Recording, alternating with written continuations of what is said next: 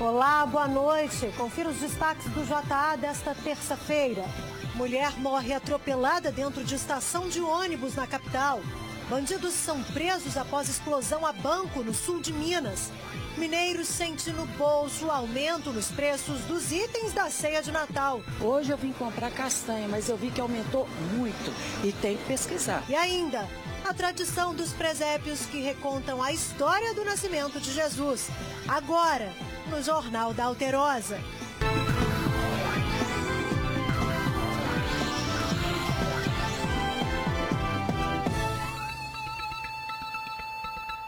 Uma mulher morreu atropelada por um ônibus dentro da estação Diamante, no Barreiro, aqui na capital.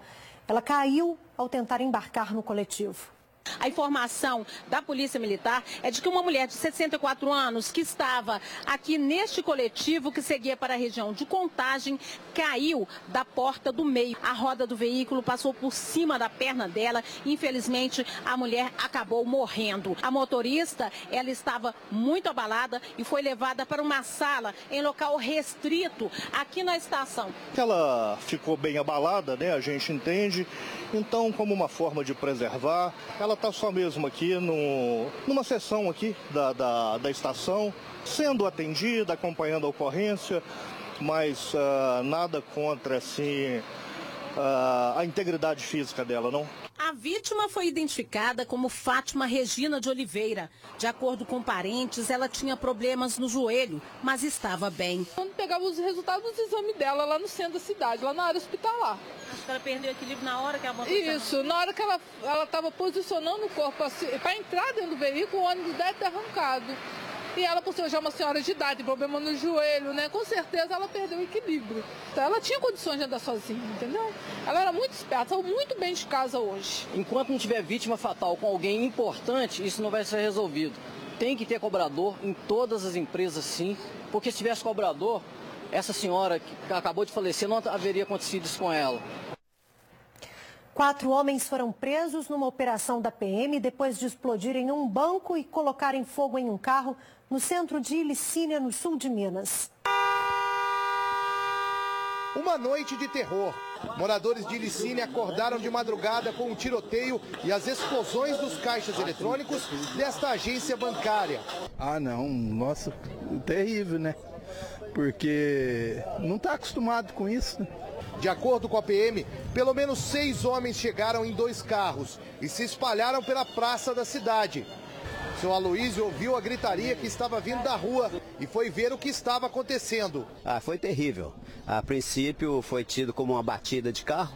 Eu saí na área da minha casa e de repente eu vi que não era. Aí começaram o tiroteio e o cara gritou para mim: não põe a cara na janela que leva tiro. Os bandidos explodiram 3 caixas eletrônicos. A força da explosão destruiu a agência e fez com que parte de cima da casa da irmã de seu Aloísio desabasse. A explosão foi muito grande na região aqui todinha, o pessoal sentiu o tremor. Foram 3 explosões. Segundo a Polícia Militar, esse daqui é um dos carros dos criminosos. Os bandidos teriam batido ele em um outro veículo de um morador daqui de Ilicínia, que foi rendido e colocado no chão pelos criminosos. Segundo a PM, a quadrilha fugiu do carro da vítima rendida e sem levar nada. 2 dinamites foram deixadas para trás. Agora o BOPE de Belo Horizonte está vindo ao sul de Minas para desativar os explosivos. Um casal de idosos foi espancado durante um assalto dentro da própria casa em Alfenas, no sul de Minas. 2 suspeitos foram identificados e um deles preso. O casal de idosos ainda está assustado. Enquanto era covardemente espancada, Dona Maria Aparecida disse que pensou que não sairia viva. Ele falava para mim: não grita que eu vou te matar. Eu falei: vou gritar, porque se matar, mata sou eu. Pelo menos alguém me acha aqui e protege meu marido. Assim que a Dona Maria abriu a porta aqui da cozinha para levar o lixo para fora, ela encontrou os 2 criminosos escondidos bem ao lado do tanque. Ela se assustou, começou a chegar para trás, só que os criminosos criminosos já foram em direção da aposentada com as facas em punho. Um deles passou para o quarto do marido dela, enquanto o outro colocou a faca no pescoço dela. Enquanto a dona Maria era espancada por um dos criminosos, o marido dela, de 75 anos, que estava no quarto, era rendido pelo outro assaltante, que também usava uma faca. O aposentado sofre de enfisema pulmonar e respira com a ajuda de oxigênio. Na hora eu estava dormindo, eu acordei com ele me tampando a boca, enfiando a faca na minha garganta. Falou, se eu gritasse, ele ia me matar. Só que o barulho na casa chamou a atenção dos familiares do casal, que moram nos fundos, e dos vizinhos que entraram no imóvel e deram de cara com os bandidos. Assim que o assaltante, que estava com seu Januário, percebeu que os familiares deles haviam chegado aqui na residência, ele tentou se esconder. Saiu aqui do quarto e entrou neste pequeno cômodo e se agachou bem ao lado deste móvel. Ele ficou paralisado aqui, só que a filha do casal entrou e percebeu a presença dele. Aí ela começou a gritar também, né, Josiane? O que ele disse na hora? Eu só falei, tem outro ladrão aqui. Nisso meu menino chegou, meu esposo chegou. E aí ele pegou e falou assim, o que você está escondendo? O que você está escondendo? Ele falou assim, não estou escondendo nada. Eu sou inocente, não estou escondendo nada. Kécio da Silva Souza, de 20 anos, foi preso em flagrante. O outro suspeito, de 30 anos, já foi identificado, mas conseguiu fugir. A dupla mora a poucos metros da casa das vítimas. Eu nasci de novo, minha mulher nasceu de novo. Agradeço a Deus. Deu muita força. 2 menores, um de 8 e o outro de 14 anos, foram apreendidos após cometerem atos de vandalismo dentro de uma escola em Eloy Mendes, no sul de Minas.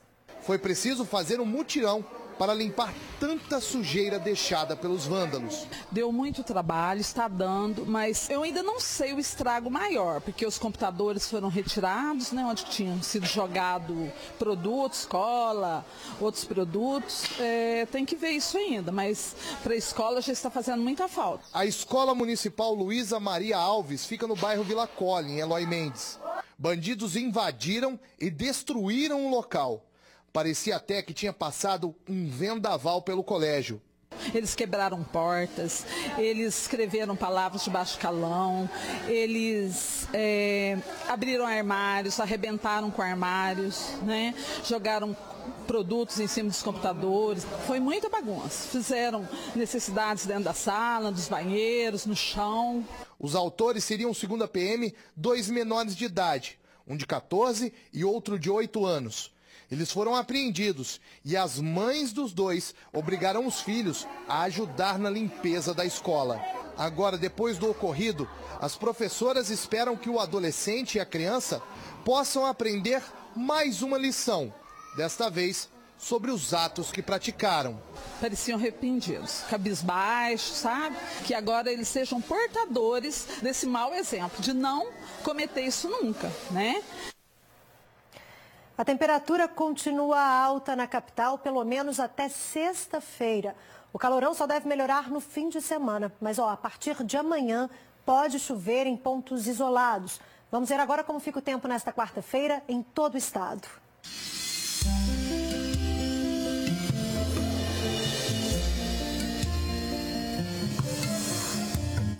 Previsão de pancadas de chuva com trovoadas isoladas na zona da mata e na região metropolitana. O tempo fica parcialmente nublado, com pancadas de chuvas e trovoadas isoladas no Triângulo Mineiro e no sul. Nas outras áreas, céu com poucas nuvens. Em Belo Horizonte, os termômetros vão dos 18 aos 32 graus. Oscilam entre 20 e 35 em Morada Nova. Ficam entre 17 e 33 em Congonhas. Vão de 18 a 38 em São João da Ponte. E em Patos de Minas, mínima de 17 e máxima de 36 graus. O verão começa na próxima sexta-feira e junto com ele chegam uma série de problemas de saúde associados ao tempo quente e úmido. Um deles é a conjuntivite, uma inflamação que atinge os olhos e é de fácil contágio. A Maria de Lourdes contraiu conjuntivite há menos de uma semana. Foi a primeira vez que ela teve a doença. A pensionista acredita que teve contato com o vírus na aula de pilates. Cheguei em casa do pilates, tomei banho, deitei e senti a vista coçando.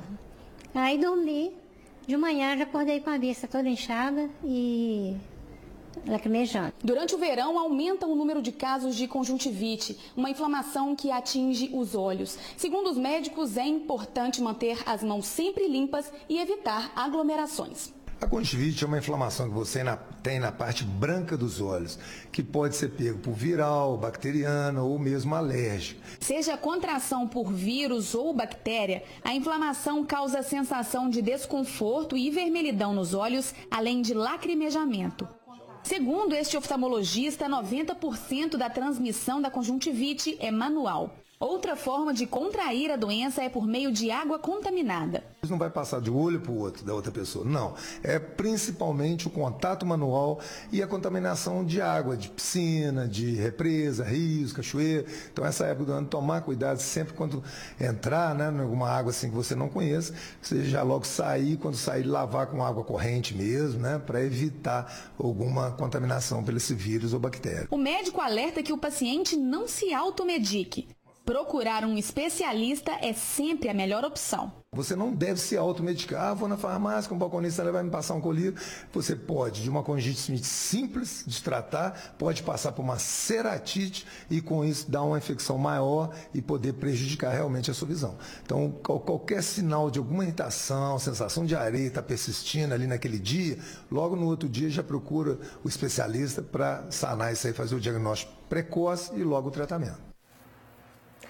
Divinópolis recebeu os médicos que vão substituir os profissionais cubanos no programa Mais Médicos.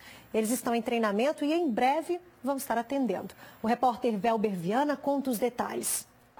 A divinopolitana Carolina se formou em medicina no ano passado e queria atuar na cidade dela, perto da família. Conseguiu, por meio do programa Mais Médicos. Na verdade, foi muito difícil porque as vagas eram muito concorridas e era por ordem de inscrição.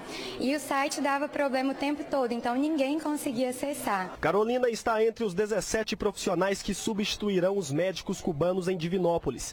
Eles estão recebendo um treinamento administrativo de 2 dias e ainda nesta semana começam a trabalhar na cidade. Os 18 profissionais do Mais Médicos que atuavam em Divinópolis deixaram seus postos após o governo de Cuba emitir um comunicado no dia 14 de novembro informando a saída do programa social, citando referências diretas, depreciativas e ameaçadoras feitas pelo presidente eleito Jair Bolsonaro. Um profissional médico compõe a equipe de estratégia de saúde da família, é um profissional importante e a população sente muito quando esse profissional não está presente na equipe. Segundo o Ministério da Saúde, mais de 10 mil profissionais do Brasil ou do exterior se inscreveram no Mais Médicos.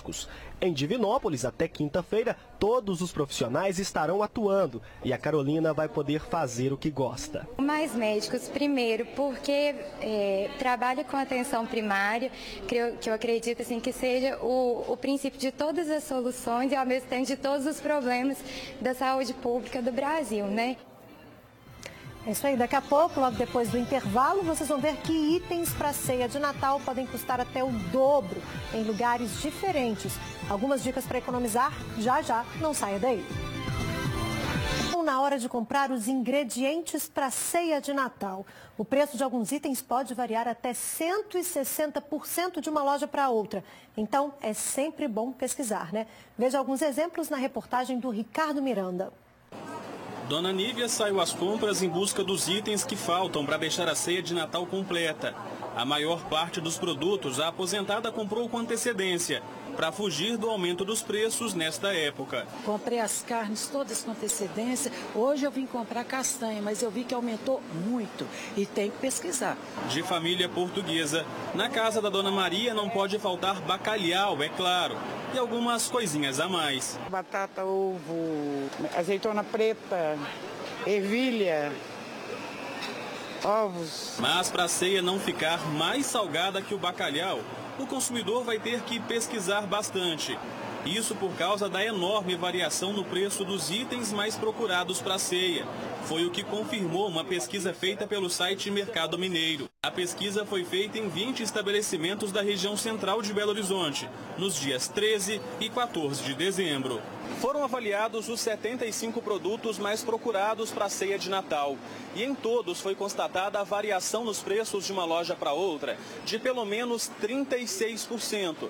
A menor diferença foi nas nozes com casca. A porção com 100 gramas está sendo vendida de R$ 3,29 a até R$ 4,50, o que pode pesar no bolso do consumidor.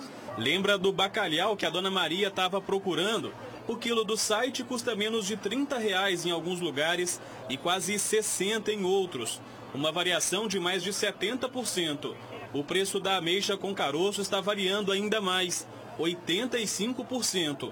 As frutas cristalizadas estão sendo vendidas de R$ 7 a até quase R$ 14 o quilo.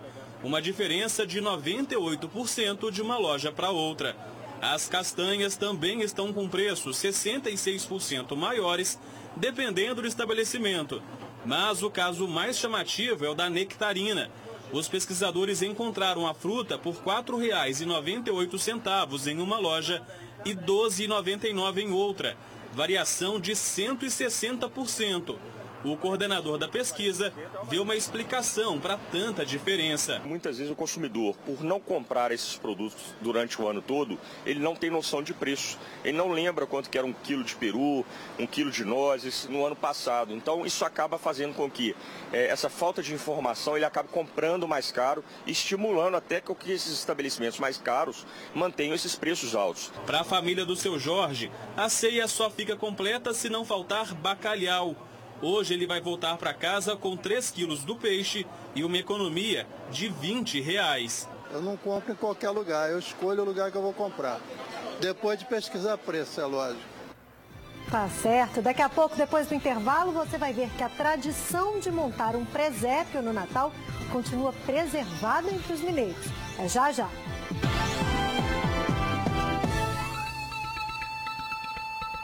Agora eu vou mostrar para vocês uma história encantadora de solidariedade que mobiliza centenas de pessoas de várias partes do estado. Há 19 anos, o cabeleireiro Tid Lopes se junta a outros voluntários para fazer a alegria das crianças da zona rural de Simonésia, na Zona da Mata. A ação de Natal deste ano foi feita durante 3 dias e beneficiou milhares de meninos e meninas. Cerca de 200 voluntários trabalharam para arrecadar as doações. Foram entregues brinquedos, materiais escolares, leite em pó, panetones e mais de 3.000 peças de roupas. Uma festa bonita de se ver, né?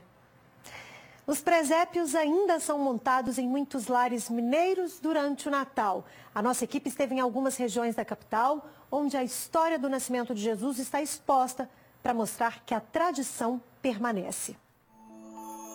Quem passa pela Praça Vieira Filho, no bairro Caiçara, se encanta ao ver o presépio que foi montado com peças em tamanho real. E isso só foi possível porque os moradores se mobilizaram para poder recontar a história do nascimento de Jesus. A estrutura toda levou um mês. O presépio em si, ele já veio confeccionando a roupa pelas moradoras aqui do bairro aqui. E depois nós viemos montando a casa, toda a estrutura da casa, que também levou uns 15 dias mais ou menos. A pessoa vem aqui, o pai conta pro filho a história dos Reis Magos, conta... todo mundo tem uma história para contar sobre o presépio, sobre o menino Jesus. Isso que é gostoso de ver. Na Igreja da Boa Viagem, o presépio foi montado ao lado do altar. O cenário retrata o nascimento de Jesus com personagens que foram restaurados. A tradição do presépio foi uma inspiração de São Francisco de Assis. Pegando a partir do que ele ouviu, né, no relato do Evangelho, aí a partir disso ele montou. E tendo toda essa estrutura dos locais simples, onde tinha pastores, as ovelhas, os bois. Então, Jesus nasce num lugar bastante simples, né? Ou seja, contrariando o que muita gente pensava. Jesus ia vir de maneira gloriosa, né? Vindo da grande da hierarquia lá dos reis, mas Jesus vem de um lugar muito simples, da família simples também. Na Basílica de Nossa Senhora de Lourdes, o presépio traz como pano de fundo as casas, a praça e o campo de futebol do aglomerado da Serra, lugar onde a paróquia mantém um importante projeto social. Saímos daquele presépio tradicional e mostramos um presépio que choca as pessoas porque condiz com uma realidade vivida pelas pessoas. Então nós temos aí os pastores, nós temos os reis, nós temos todas as figuras do presépio tradicional imbuídos e incluídos num contexto urbano de uma cidade. Isso traz para as pessoas uma satisfação, pois elas se sentem também acolhidas e recebendo também o presente dos reis.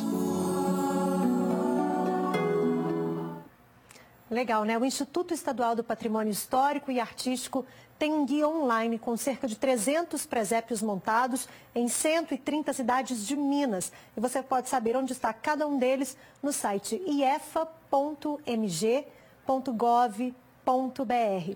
O JA termina aqui, você fica agora com as notícias do país e do mundo no SBT Brasil. Eu estou de volta amanhã, viu? A partir das 7h15 da noite. Até lá!